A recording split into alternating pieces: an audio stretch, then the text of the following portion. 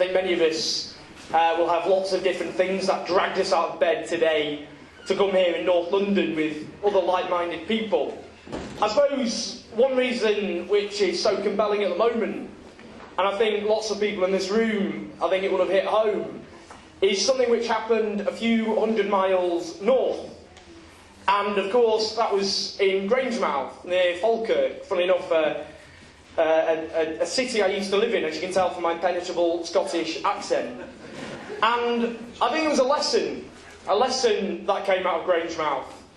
And it is a lesson about modern Britain, where we ask this: where a bullying billionaire tax exile can hold to ransom not just hundreds of workers and their families, not just an entire community, but an entire country from the comfort of his £130 million yacht. And that is a reality of modern Britain. The age-old question, who runs the country? And I think something else recently hammered that home as well. When Ed Miliband proposed, by what I think by most historic standards, was a pretty timid, pretty moderate policy in lots of ways, a temporary freeze on energy prices at a time when elderly people are going to literally freeze to death in their homes. And the response was the sort of rhetoric many people might have thought was better placed in 1950s America, in some of the speeches of Joseph McCarthy, of Marxism, of Reds under the bed, socialism, and so on. And yet, of course, it was a policy which, if you look at the polls, was more moderate than what most of the British people want, given, according to the polls, nearly 7 out of 10 Britons want our energy supply out of the control of the Big Six and those bullies, and in the control of the British people. But it was a lesson there as well, because what it showed is those at the top are so drunk on 3 decades of free market triumphalism, so used to wealth and power being shovelled in their direction by government after government, that even a slight deviation of that path is greeted with mass hysteria from Fleet Street and politicians of the right. And I think that is a story which explains in large part why this movement is so important. Because we are now going through the longest fall in living standards since Queen Victoria sat on the throne of this country. And when we hear about the Tories at the moment, again in triumphalist mode, when everything they promised, every measure of austerity, has failed, even on its own terms, whether it be debt, they said they'd pay off the debt, they're going to add more debt in 5 years than Labour did in 13. Whether it be the deficit, they said they'd wipe out in one parliament when the underlying deficit grew last year. Whether it be growth. This is the worst so-called economic recovery. Not since the 80s, not since the 70s, not even since the Great Depression of the 1930s. This is the worst so-called economic recovery in the history of modern Britain.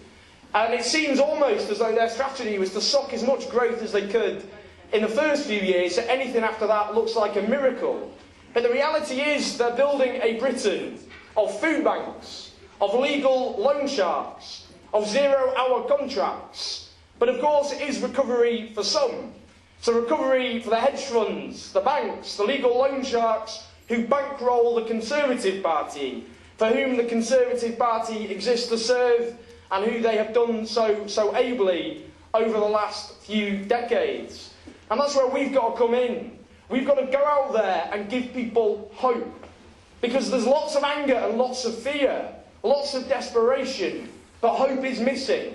And that's why we have to build a broad movement that articulates many of the issues, the everyday issues that affect people, and give people answers. The fact we should be building housing, letting councils build housing, instead of lining the pockets of landlords with housing benefit. That we should have a living wage rather than literally subsidising poverty wages with tax credits. That we will look back in horror one day at the idea you could get up in the morning, slog your guts out and come home with a pay packet that doesn't allow you to look after yourself, let alone your children. About creating hundreds of thousands of renewable energy jobs to take on the environmental and the jobs crisis. To demand that we have public ownership of the banks we the people bailed out. about an all-out offensive against tax avoidance, to force the likes of Amazon, Google, Sir Philip Green to pay taxes they so far refuse to do, to bring back into public ownership the likes of the railways, which we spend 4 times more of our money subsidising than the days of British Rail, and of course energy, and so on. These are popular policies, they're mainstream policies. But the point is this: if we don't act now, if we don't put aside differences and go all about People's Front of Judea, which so far we've managed to avoid doing commendably, if we build an alliance of those in the Labour Party, the Green Party, No Political Home, of unions representing millions of private and public sector workers, of campaigners for disabled people, young people, unemployed people, for tax justice and so on, we can build a formidable coalition that forces those at the top to listen. And that's how I'd end.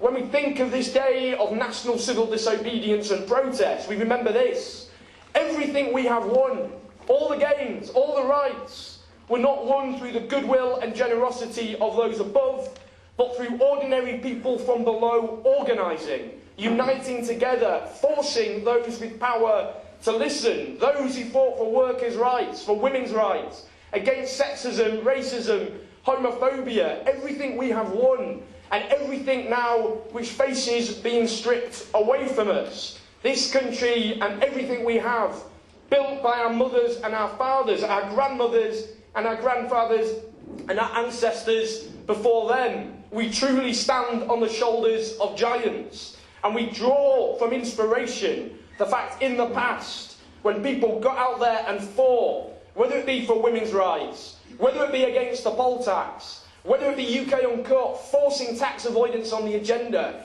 It is possible to get out there and to win. So let's not come here to let off a bit of steam, to have a therapy session almost where we share how bleak and awful things are. Let's think proactively today about how we can get the initiative, about how we can fight back, and above all, win. We stand together, we fight together, we will win this battle together.